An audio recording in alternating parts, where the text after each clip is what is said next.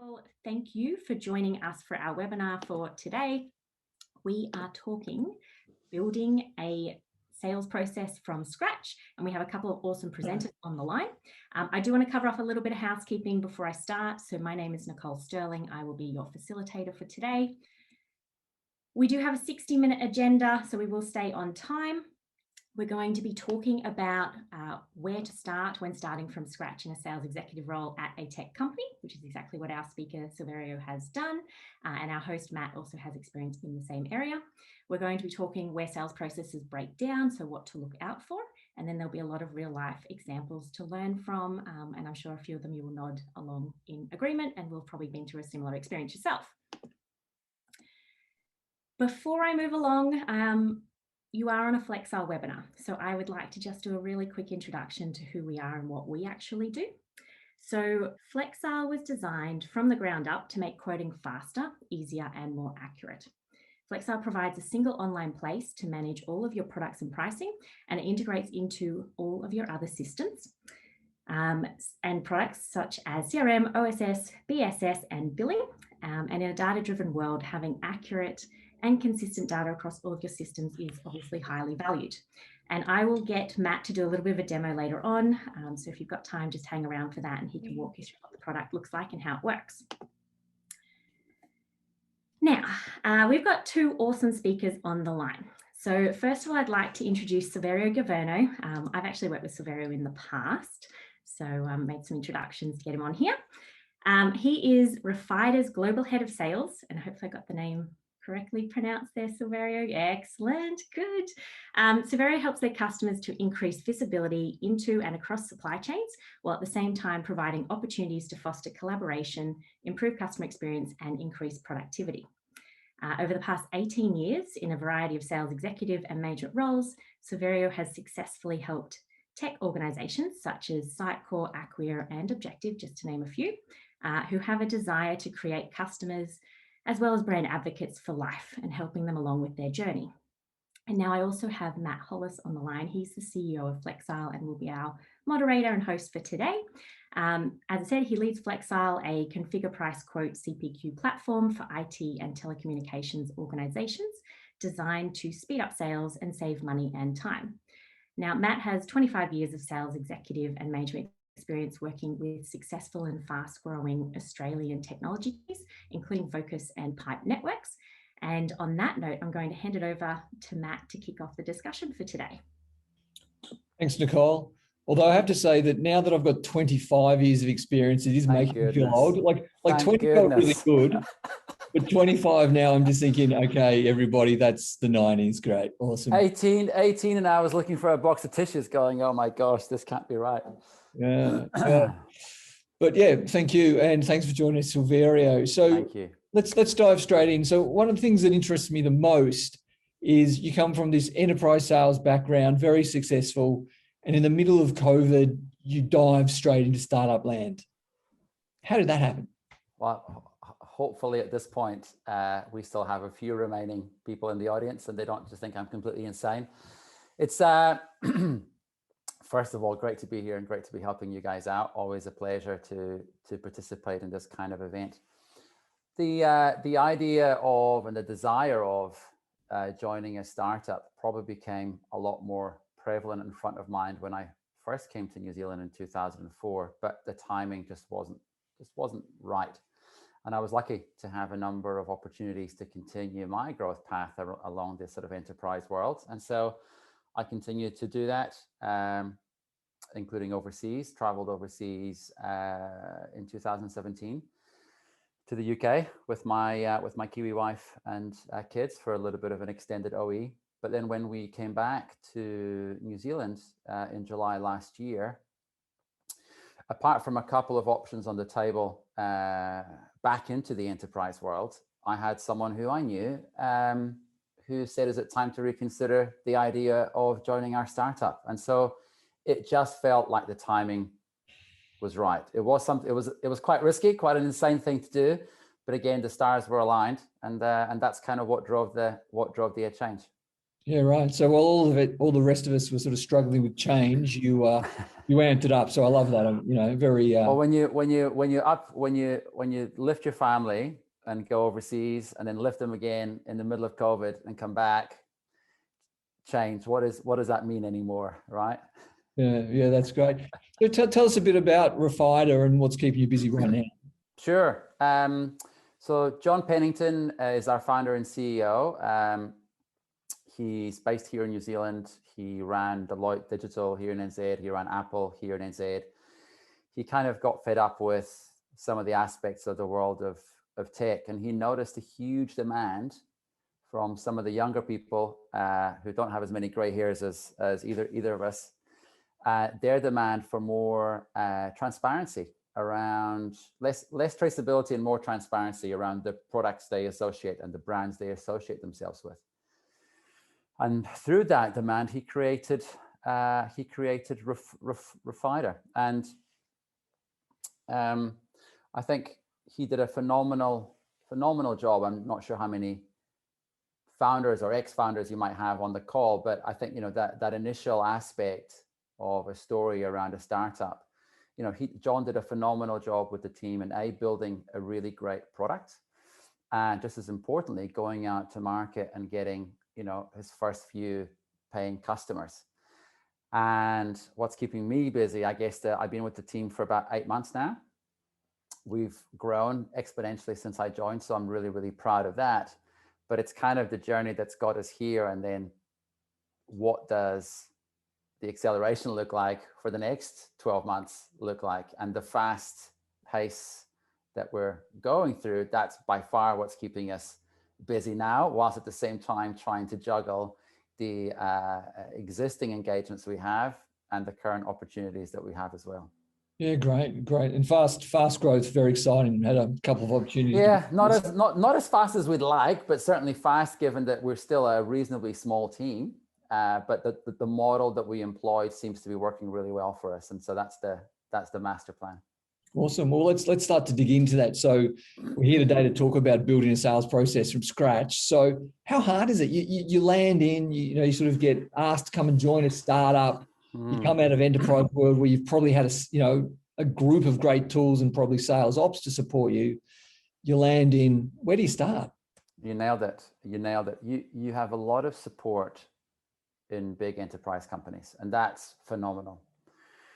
But what's interesting is you probably need to peel the layers back and understand why is all that support there. And the support is probably there because you have set in stone legacy mechanisms that you can't change. And so any little bit of flexibility that you look for needs an entire team to help you. And you mentioned sales ops. I mean, I think no matter how much respect I have for all of my colleagues in sales teams, salespeople, sales management, I think one of the biggest unsung hero teams are the sales ops teams. And I think they play a huge role. I think that the biggest difference for me was I was excited at the opportunity to be able to, okay, what have I learned? Every company I've worked for has their own sales process, has their own tech tools that they work with, has their own sales methodologies that they follow. So what are the little snippets that I can try and learn and research to see if actually any of it is going to be applicable to the company that I work for now? And I think that's been the biggest highlight for me, is actually having the freedom, the blank canvas. It's a bit of a cliche, but it is true. And that's kind of the excitement. And I sort of thought to myself before I started, there's no such thing as a deer in the headlights. It's going to be phenomenal. But actually, it was the complete opposite. I was very much a deer in the headlights when I realized just how complex it was going to be to actually figure out, okay, of everything I've learned, of every company I've worked for, where do we get started? And how do I quickly figure out what's going to work? And I think that's part of the excitement through advice that I've had through fellow colleagues who are in other startups who've said it's all part and parcel of the journey and learning. Yeah. And so when you're starting off, I mean, where did you start? So did you start thinking about systems? Was it just the process and boiling that down, or was it the people? It was actually none of the above. It was actually, and let me explain why. I think very, very fortunate in today's world, right? Where you can go online and you can literally search based on 4 or 5 keywords and get presented with thousands of pieces of advice. So there is not a shortage of advice out there. Plus you've got your own experience over your career. The difficult part is which snippets or which advice do you take? And I think the most important part was to understand, and again, another little cliche, start with the why, okay? And understanding our CEO and founder has actually had quite a lot of success already with a handful of customers. So actually, what was it that secured those customers, and what was the process that they followed? And for you to come into a brand new organization with a preconceived mind, this is what I'm going to do when I come in and I'm going to get this going, is naive and a little bit arrogant to some extent, because your method might not actually apply for the ideal customer profile that you have in mind. And so the first thing I did was absolutely look at, okay, we have these few customers. They seem to be very, very happy. What was the process that we used to get them on board? And is there something in here that, again, I don't have a team of 6 or 7 salespeople plus pre-sales plus inside sales reps.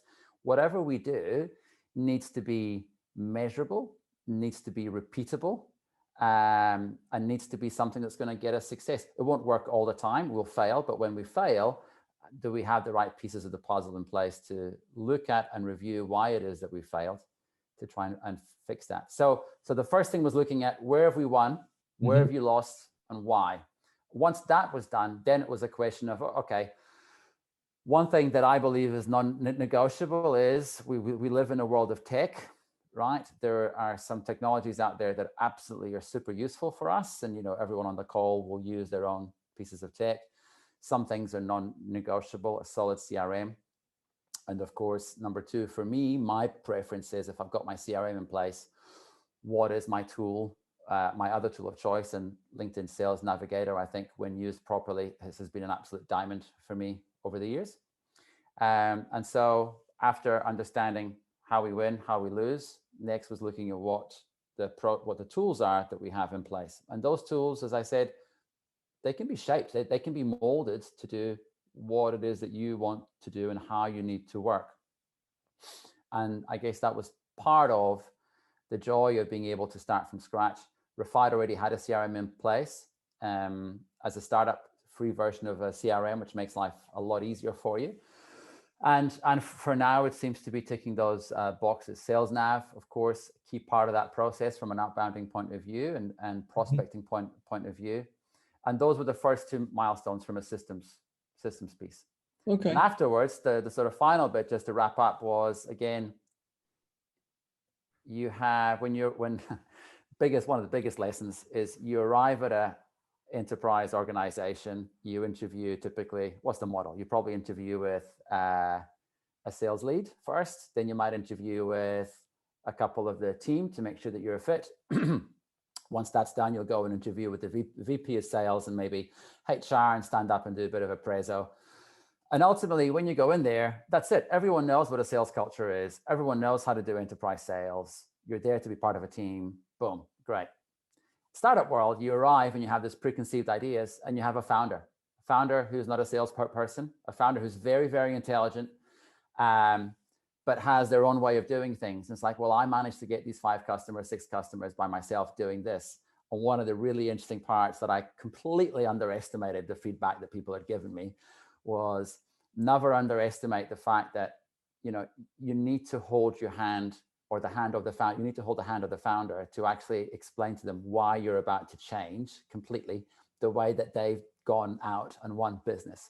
And the way you do that is putting a proper, measurable and repeatable process in play. Yeah, sounds great. And you talk about founders, and I think this is fascinating. Now I'm a founder, but I suppose I come from a sales background. But one of the things I've done over the years is a little bit of consulting around businesses. And a lot of founders have said to me, oh, it's so hard to hire a salesperson that's as good as me. Now, obviously, being the founder, you've got extraordinary powers to do deals. So there's, you know, a little bit of an imbalance there. But what sort of challenges did that involve? Did you have to convince him that salespeople weren't going to be as good? How did you go about that? A couple of things. So one of the great things and decisions about when you join a startup, and I think you should do this with every company, right? So when you're lucky enough to have a job offer in front of you, when you have two job offers in front of you, you have your own criteria of what will help you choose one versus the other. One of the criteria I have is who I'm going to work for, what their principles are. And so for John doesn't worry about is someone as good as I am. John actually expects any people that he hires to be better than he is at certain things. And that's I guess hopefully everyone on the call would agree that, in particular, if we have some sales leaders on the call, that actually you want to employ people in your team who could do your job better than you can, because that's, I think, how you build a really successful team. So I never really had that particular problem with John. I think one of the key pieces that I had to work with John was just really the rigor in documenting, the rigor in applying or finding the balance between no process and some process, right?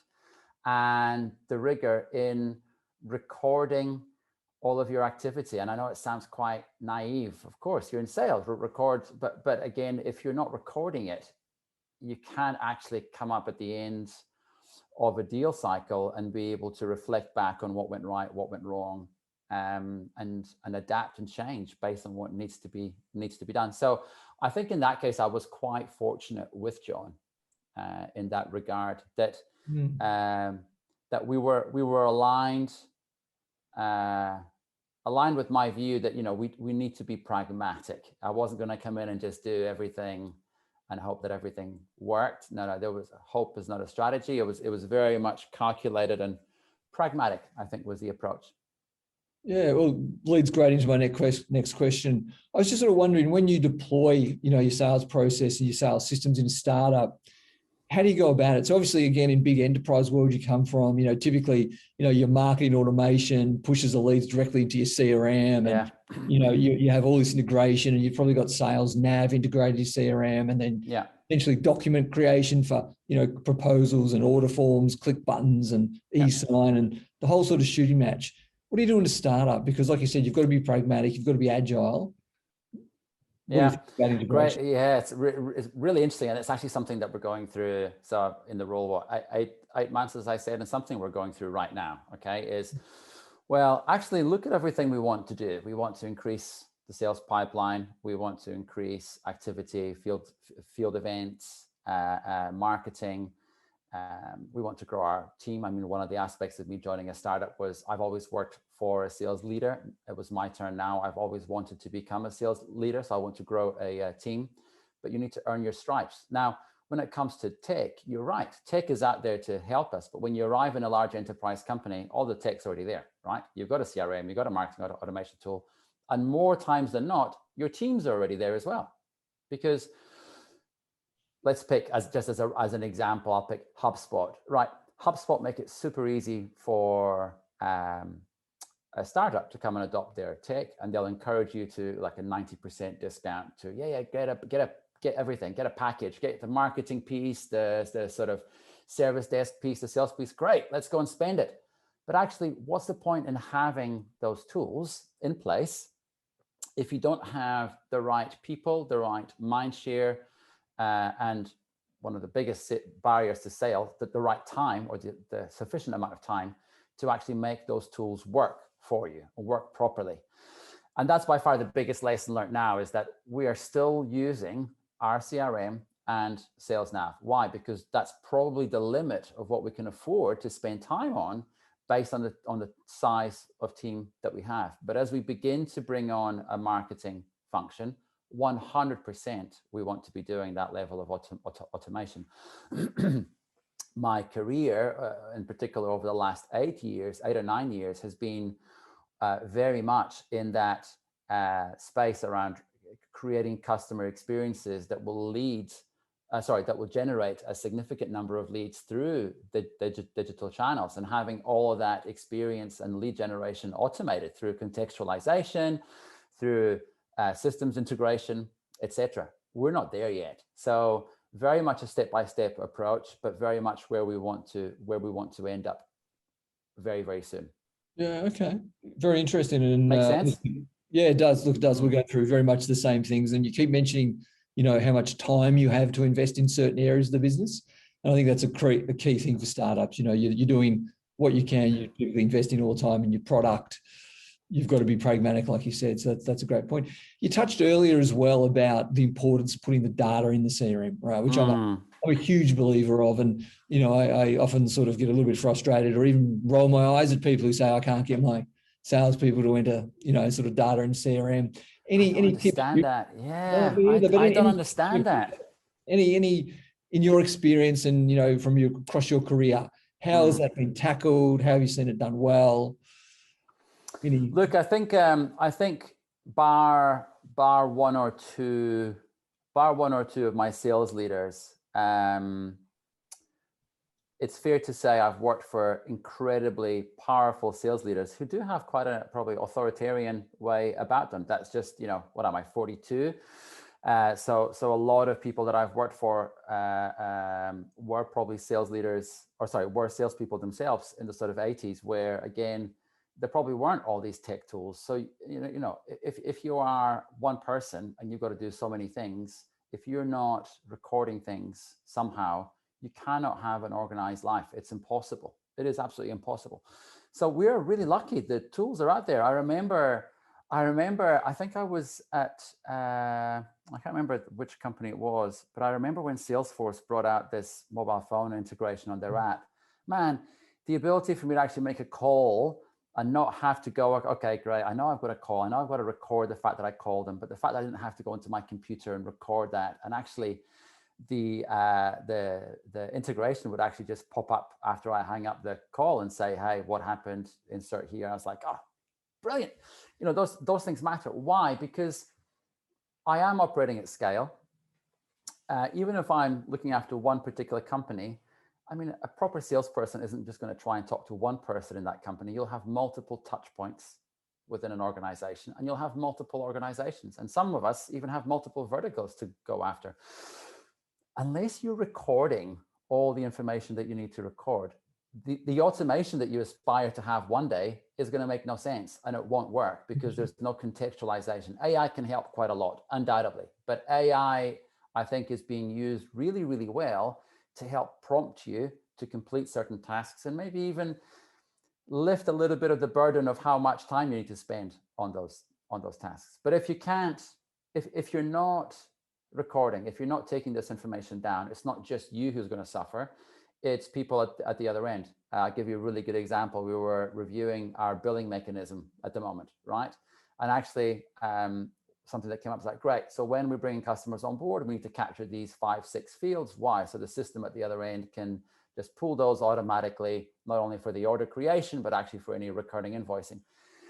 Working for large billion-dollar companies, the amount of times that we get contacted by someone in billing after you've sent the contract out, your feet are up and you're high-fiving and having a beer saying, we don't have the tax number or the ABN number, as you say it in Aussie, or something. It's like, these are fundamentally things that your lack of discipline are causing pain at somebody else at the other end of the process. So that's one negative aspect. But the other one, of course, is there is heaps of evidence that show that any lack of traceability in CRM can have a huge detrimental impact to your ability to close the deal successfully at the other end. And in particular, if you are fully focused on filling your pipeline and working on multiple opportunities at the same time, with the complexity of a lot of opportunities at the moment in today's day and age, I mean, you need to have all that information at hand, and anyone who's meant to be supporting you in your role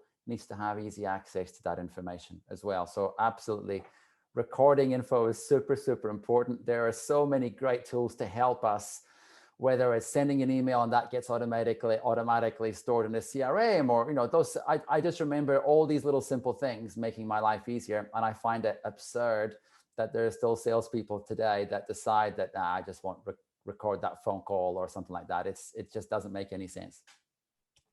Cool, excellent. Let's move on to horror stories. So one thing we like to touch on in this webinar is a sales horror story. So never had any, never seen any. No, so we've all had a number. But yeah, any sort of, where the sales process goes wrong, horror stories that come to mind. Yes, there's bound to be some. I think we talked about closing deals. I think so here's a good example. I think, and one that might relate to you guys too. I think in the enterprise world, in the enterprise software as a service world, one scenario that's really, really interesting is the customer sees your solution as a all-in-one solution, right? What they don't sometimes appreciate is behind the scenes, some of the kit that forms that all-in-one solution isn't actually entirely all yours, right? So you're probably working with a couple of cheeky little integration partners or service provider, etc. And so you need to get some pricing from them in every deal. And what was super, super interesting in one particular organization that I worked in, and that was really, really painful and actually put a lot of deals in jeopardy, is when all you want to do is get a quote out the door as quickly as possible, and you're having to deal with someone in your company who's employed, whose almost sole purpose is to go out and get quotes from these third-party partners of yours, or discount agreements, or whatever it is to help you get that quote out the door.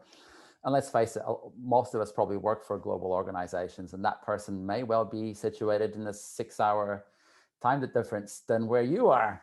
How do you get that information, and how do you do it quickly? And if there are 24 salespeople in one geography, all trying to get hold of this one person to actually get information around that, how do you simplify that? And I think that is as much process as it is systems of a problem to solve. But I certainly, again, without going into too much detail, the sort of third-party partner pricing, that's definitely something that has got in the way of closing deals. And plenty of other horror stories around where sales process breaks down, whether it's a sprinkling of the methodology that you haven't done properly, whether you haven't qualified an opportunity properly. Yeah, plenty. But one that came to mind with when we were talking about closing deals and the sort of danger of not closing deals in a matter of time, that was definitely one of them. How about you? What's one of the many that come across from your side? Yeah, look, it's funny that you mentioned that, relying on third parties that impacts your speed to quoting. I'd say the vast majority of the horror stories that I could relate to speed of quoting or poor qualification. So, a really, really key one that kind of jumps into my mind was a couple of organizations ago working in a business chasing a really big cloud provider in the US to win their deal. And we're in there, we just acquired another company and we were using their network to pitch this deal. And they said, okay, that's cool. We've just got to go and check to see whether the supplier's got additional cards in stock so we can give you a lead time. And we'd been a really agile, really responsive sort of, 24, 48 hour quote turnaround. And this blew our quote time out because let's say the vendor was very, very slow, European, long way away. And it blew out to 10 days. And by the time we got back, the vendor very nicely told us that this was below our normal performance. And as such, we wouldn't be getting the order. And if we would like to get back to our previous performance, they would talk to us some more. Wow. And it was, look, it was a pretty brutal sort of slap across the chops, but I think fair enough as well. They'd been very clear to us about saying, hey, if we win a deal, speed is of the essence and we need to move really fast. So to me, great reminder that, you've got to be agile and you've got to understand your customers' needs around timing. Otherwise, you're in trouble. I have to say one thing that I'm incredibly happy with. I have my agreements typically go out with one line item, and I'm still smiling. And I've got my part of our strategic conversations are around, okay, how do we change this? Does it add a layer of complexity? Do we start, because we're a consumption-based pricing model, and now we're talking about, what does the future look like? Is it a feature and functionality-based model like a lot of software as a service providers? And I'm thinking, okay, that's way too many line items to start thinking about. But you know what I mean? It's a really interesting conundrum that we're going through. at the moment. Yeah. Look, I'd say keep it simple while you can. Yeah. I know we're sort of getting towards the end of our time, but I wanted to jump into prospecting because this fascinates me as well, right? So, you come in, it's a startup, like you said, a handful of sales have been made by the founder, and you're parachuted in. You're the head of sales. You're the great white hope to generate revenue. Where do you start? Hope my boss isn't listening to this, mate. Too much pressure. Yeah. Look, where do I start? I think, well, where I started, first and foremost is, and that was another lesson that was quite hard to learn. When you're in the enterprise world, you've got a $2 million target over your head. Everyone's pushing. Startup world, it's been really, really interesting looking at what a startup means and what it means selling in a startup, right? How much of it is actual recurring revenue? How much is optics, right, to the market? It's been a huge learning curve. But where I started is quite simple. Like, of course, we didn't make our life any easier because John and the team have created a platform that can actually do so many things to so many different industries. And the reason that creates complexity for us is with a small team, one of the first lessons in a startup is be laser focused, right? Try and do one thing really, really well. And when you're a one-person sales team, you can't try and prospect to multiple verticals and multiple people and multiple companies to talk about multiple different types of value that and problems that your pains that you're going to solve. So where I started for was very much, okay, number one, ideal customer profile. Who do we have today that we know we can get a significant chunk of the market in play? There's enough differentiation between us and the competition. And that's going to accelerate our next stage of growth. And that's kind of where we went into first. And so we decided, okay, that's going to be our direct outbound world. However, because what we do actually can be quite simple, can be quite easy to adopt, we shouldn't turn off these other areas. So what model do we want to employ? Is there a non-direct model, a channel? I call it almost like a channel model. And so by coincidence, one of the other really successful ways that we've been growing is through a referral network. And having seen many sort of channel partner contracts, our referral network contract is very generous, and it's pretty cool. But what we do is we then have, okay, who are people in certain areas who can actually facilitate these introductions? Why? Because we're in a world of COVID. Okay, things are sort of opening up slowly. At least us, we are. Australia and New Zealand. The fact we've got this bubble is quite incredible. But actually, a lot of other salespeople who have to deal with international sales, they're not able to travel to go and see these new prospects. And when you try and get in front of a prospect, you can't underestimate. You are one of 100 people perhaps that day trying to get hold of a CMO to flog them something. And as I said, I'm a 42-year-old guy trying to compete with 21, 22-year-old inside sales reps, right? Who are absolutely working super hard on the phones, trying to get their attention. So things are stacked up, and that's why warm intros come in really, really handy. And so where did we start? Focus on the area that you're going to be able to have the biggest amount of growth in the short term, and concurrently agree that's where you're going to focus on the outbounding. And then we've had huge success in building, and we continue to build slowly a very, very strategic ecosystem of referral partners to help start facilitating those warm intros and try and not shorten the deal cycle completely, but try and shorten the pipeline generation cycle, if that makes sense. Yeah, it does. And you talked about, obviously that direct, picking up the phone, outbounding, direct chasing prospects. Any thoughts on what channels are working best at the moment? Yeah, so hard. And again, look, we're really, really lucky. We've got technology as our friend, right? Because there are so many tools and so many models that you can work with. I'm still a firm believer that no single channel is the strongest channel. One of my sales leaders 11 or 12 years ago, is now a very successful sales leader and speaker in the international circuit. He's an Aussie by the name of Tony Hughes. And he's also an author. One of the books he released about 5 years ago, was called Combo Prospecting. And one of the biggest lessons about the combo prospecting piece is very much that realization that no matter what age you live in, one single channel is not going to be enough. You should absolutely be targeting a particular person, right?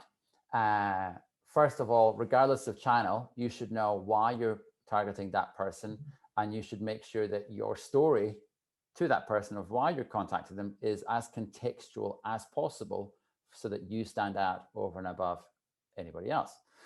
And then you go and do that across multiple channels: email, LinkedIn, phone, social, if there is. And people, I remember in my last role at Opvia, I was fortunate enough to be designated a inside sales rep to help me out in my first year. And I actually bought him a copy of the book of combo prospecting. And he'd never heard of it. He'd never thought about it. And so he employed that particular model. Next thing you know, in January at Sales Kickoff, he wins the global award for the best BDR inside sales of the year. And it just proved that, again, you've got to do things differently. You've got to understand what are others doing and failing that I can do better and smarter. And I think we've got all this tech available to us. Let's pick the right tech to help us be successful, because again, a lot of seasoned enterprise salespeople arrive at the jobs not really ready to pick up the phone. I see it all the time, and I'm sure a lot of people on the call see it too. They rely on the fact that they've got inside salespeople and marketing teams to generate leads for them. By far the biggest thing, which I knew, I came into this with my eyes open. I'm not going to have that when I come into my startup world. So how can I quickly start to get some traction? And by far, yeah, the tech is definitely there. LinkedIn Sales Navigator is one of the key ones that I definitely use. Does that help? No, it does. Absolutely. Yeah, cool. Very interesting. And just lastly, I want to have a chat about qualification. I'm a bit obsessed by, qualification and sort of, obviously you've got to be able to generate leads, and you've got to be, a good BDM's got to go out and find customers. But then, the difference to me between sort of the good and the great is that ability to qualify. Any sort of thoughts around that, or anything that's sort of resonating for you at the moment? Yeah, 100%. And look, I've been selling for a number of years, but there were probably two lessons that I wish I'd learned earlier, right? One was you can't keep everyone happy all of the time. And that was a lesson that I learned. I actually started in enterprise account management before I moved into enterprise new business. And that was a really, really hard lesson to learn in the account management space, but that obviously became very, very prevalent, because even in new business, you want to be able to help someone, but people just might not be able to be helped for a variety of reasons. And that kind of plays really well into the qualification. And I think, you get taught how to qualify, but I probably, it's only in the last sort of 8 years that I really, or even maybe even a little bit less, that it's really been engraved in the back of my mind: qualify. And it's hard. It is hard. In particular, when you're working for some of these large enterprise organizations and you've got this huge number, right, hanging over your head, you kind of get worried. Yeah, but got to keep my pipeline full, and I'm being measured every week for how many, what does my activity in Salesforce look like and everything else. The point is, if there's enough evidence out there that shows you may have less activity than others, you may have less opportunities in the pipeline, but actually if you've qualified, if it's because you've qualified super hard and you've qualified early, the last 2 or 3 stages of your pipeline process, of your CRM pipe is going to be much more accurate and tidier, and your management team will recognize you for that. So when it comes to qualifying, by far, one of the biggest things you asked me earlier, one of the challenges that I had with John, our founder, was actually instilling what real qualification is. And it doesn't matter if you're, challenger sales, if you use Medic, MedPick, it doesn't matter. as long as you absolutely qualify the hell out of some opportunities, all opportunities rather, and identify the pain. If there's no pain, then you have to really, really ask yourself, what can I do that's going to help me win this deal? Is there an actual deal that I can win here? And that, even in the last 8 months, you know, I was talking to someone was asking me what our win rate is. And I said, well, actually, if you look at it right now, we're in 1 in every 2. And he was like, what? And I was like, yeah, but not from pipeline, qualified opportunities, right? Because if you're absolutely diligent at this stage in qualifying ops, and not everyone in the company agrees with my qualification process. They think it's too harsh. But I think at the moment, that's what we've got to go by. And so far, it hasn't come back to burn us. Yeah, well, that's great. And look, I think let's wrap the chat up there, because I think qualification to me is so critical. I think you summed it up really brilliantly. I love it, right? If you don't identify the pain, you're probably nowhere, right? You're having a conversation with some people, you're nowhere, right? So I think that's brilliant. Yeah, really great. And really great chatting to you. Now we're going to do a demo, but I think, Nicole, maybe a wrap up first. Sure. So with this little section, I just want to remind everyone that we have recorded it. So we will shoot that out in the next couple of days. I just like to make sure the recording is all in tip-top shape first. So I just want to pop that in. If you've got questions though, Silverio covered an awful lot in today's chat. So if you do have questions, pop them into the chat now. We can pass them along to Silverio, see if he's got any additional commentary for you. If you don't want to pop it in chat, you're more than welcome to unmute yourself and ask live. Put some real pressure on Silverio. Otherwise, so we'll give everyone about a minute or so to do that. Otherwise, we'll then move into a little bit of a demo about Flexile. So any questions, comments, feedback, thoughts about anything today? Awesome. We've got no questions. Thanks, Kieran. And look, we can jump into the demo, and I'm more than happy to interrupt it if people think of a question while we're doing the demo. So, you know, don't feel that this opportunity is over. We welcome interaction. So why don't I do that and jump into the demo? And yeah, and thanks again, Silverio. That was pleasure. Fantastic. Thoroughly enjoyed it. You know, as a you know, a founder at a startup, you know, going through the same things, you know, I think it's great to just be able to have these conversations and talk to people about it. So yeah, really appreciate it. Likewise, let's jump into a little demo of Flexile. So those of you that are relatively astute will notice that this is Salesforce, not Flexile. I'm going to do the demo showing Flexile integrated with Salesforce. Now, it doesn't have to be Salesforce, it can be any CRM. I just think that, you know, like Silverio was sort of saying, that everything needs to be recorded in CRM. Otherwise, kind of what are you doing? So a great way to set up Flexile is to link it with your CRM and make it so that you launch the quote from the opportunity. You know, in B2B sales, most businesses, you know, you've interacted with a customer, they've gone from a lead to an opportunity, you've had a number of meetings, and they say, aha, I'm ready for a quote. So I've got an opportunity here, and it's imaginatively titled Flexile Webinar. And I've got a contact role. Obviously, it's got a company related to it, and I can launch a quote from within the opportunity. So let's do that. So I hit the new Flexile quote button, and that pulls me through to Flexile and logs me in. It also creates me a quote here that has the name of the opportunity and the company there attached to it. So I can then add a product. And so I'll show a couple of different products today. One of them is the first one is going to be like a tight bundled product. And to me, this is one of the real benefits of Flexile. So Flexile is designed so that you can take a lot of the complexity that tends to get pushed to pre-sales people or your highly experienced, you know, people in the business that tend to come bottlenecks. So we try to take 80% of that complex stuff, look at your business rules, put it into our system, and make it really easy to quote. And then when we do, we think about, well, how do salespeople interact with quotes, right? So you can see here, I've added a product. I need to put an address in. I can play with my contract term. I could apply a discount if I wanted, but there's no price into discount. So there's not really much for me to do. And that's very deliberate.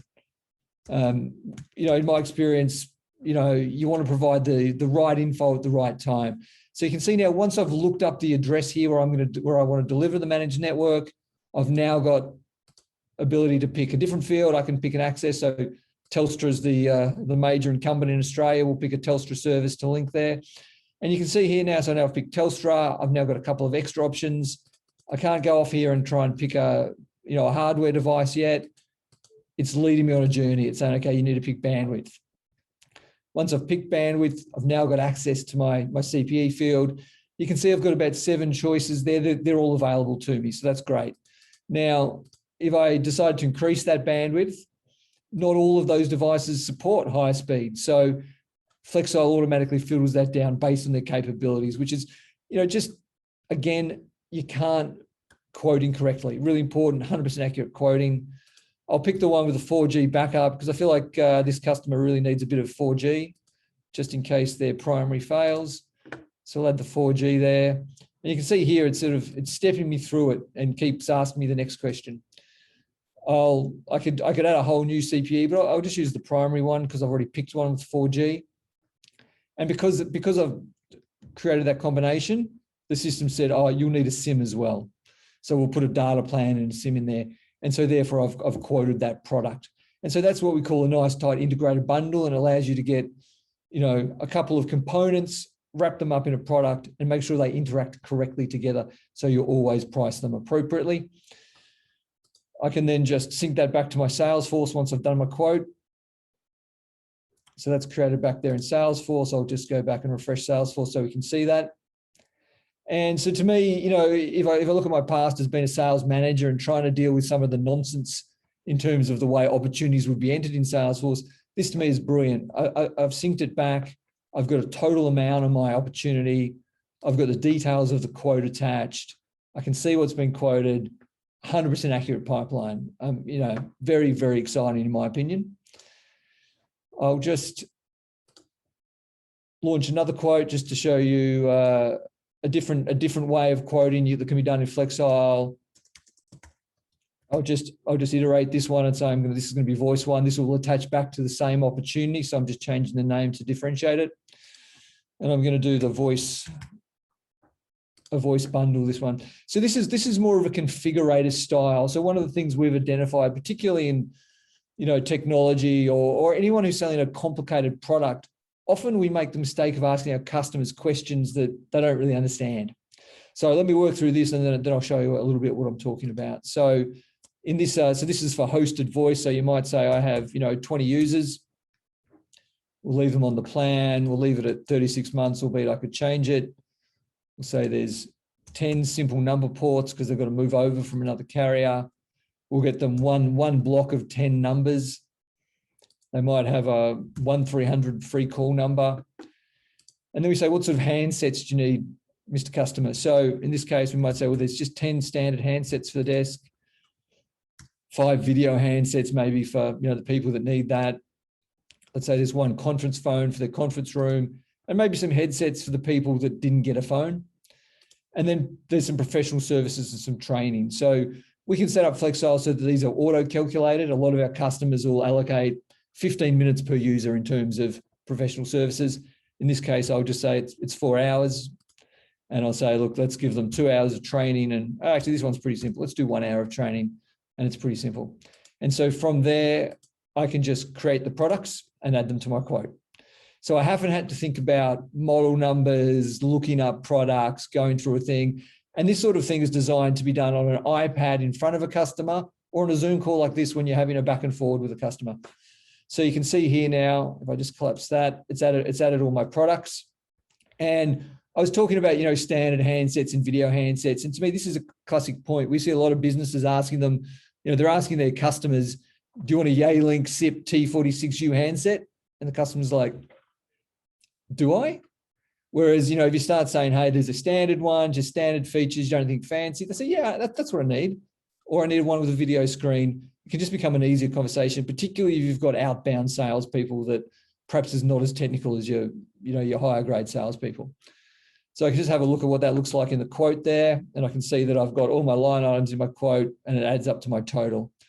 So one of the other things I might want to do when I'm talking to the customer, they might say, well, I'm not really sure if I want the phones. So I might make all the phones optional. Whoops, missed that one. So therefore I can put them in the quote, they're there, they can see the price, and they can watch the total of the quote change as they add them in. And so you can have optionally included, optionally excluded.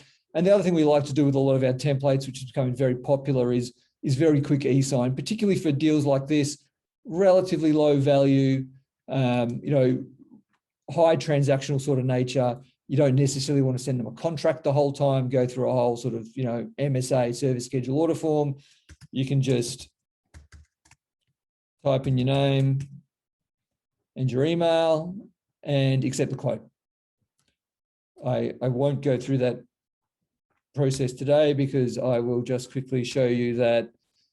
And these templates can vary. I mean, it's a HTML template we build up based on our customers' needs. They can vary, but you can see here, if I try to print that to PDF, I actually get, an old-fashioned signing block, and I can then load that straight into, a Panda doc, a DocuSign, any kind of e-sign, or I can print it out, tuck it under my arm, and walk out to the customer old school with the pen in hand, whatever your process is.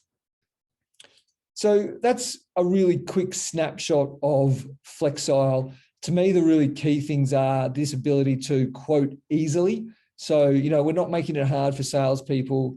We're not forcing them to go and ask pre-sales people, or the person sitting next to them who, look, if they're working from home or working remotely, is probably not there anymore. And everything syncs back to your pipeline. So, I didn't sync that one back to Salesforce, so I'll do that now for completeness. But to me, that's really great. Easy to quote, 100% accurate pipeline. You sell more. It's that's our aim. All the speed and all the performances, and avoiding some of those horror stories that myself and Silverio talked about earlier, and just getting quotes in the hands of customers, because if you don't do that, they can't buy. So thanks for watching our demo, and thanks everybody for turning up. We appreciate it. Thank you. Thanks, guys and girls. Thanks, Thank Silverio. you. Bye-bye. Thanks, Nicole. Cheers.